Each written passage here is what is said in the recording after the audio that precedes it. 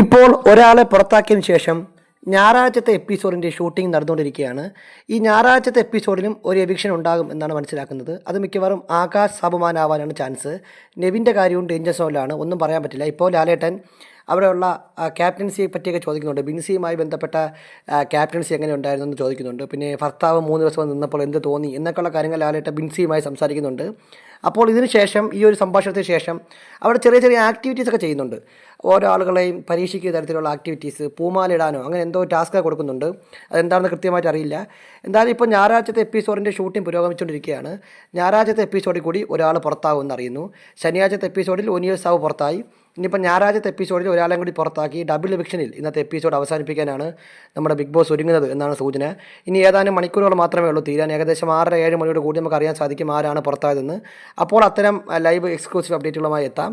എന്തായാലും ബിഗ് ബോസുമായി ബന്ധപ്പെട്ട കൂടുതൽ ഇതുപോലെയുള്ള വിവരങ്ങൾ കിട്ടാൻ വേണ്ടി നമ്മുടെ ഈ ചാനൽ സബ്സ്ക്രൈബ് ചെയ്യുന്ന കാര്യം പരിഗണിക്കുക.